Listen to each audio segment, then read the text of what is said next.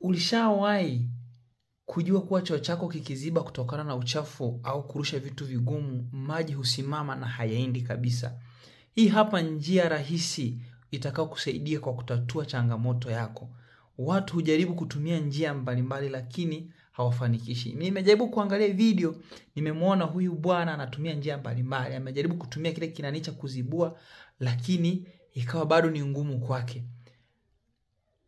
Akaamua kutafuta karatasi ambayo ni nylon. Akachukua karatasi nylon, akafuta vizuri na tissue paper ili isijikapitisha upepo ule upande. Hicho kwa wale ambao unakuta choo chao kimeziba lakini ukatumia hii njia mbadala. Maana njia zipo nyingi za kuzibua choo chako. Unaweza kuweka kemikali au njia vitu vingine.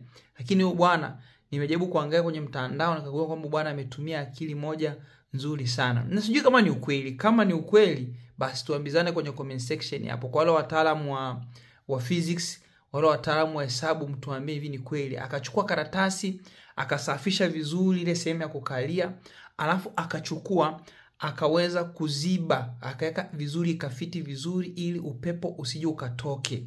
Na baada ya kufanya hivyo, akachukua unaona anajaribu kuifunika kabisa vizuri ili upepo usije ukatoke. Alafu akaja akapafunika.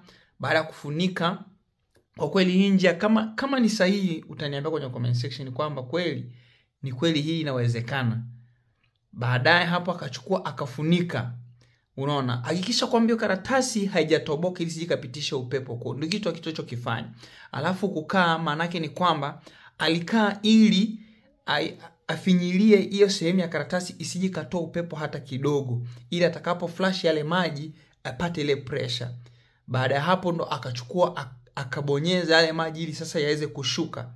Baada ya kubonyeza hiyo pressure ikawa imeshuka. Unaona kama hapo karatasi inanyanyuka, na maana ile pressure imepanda alafu ikashuka.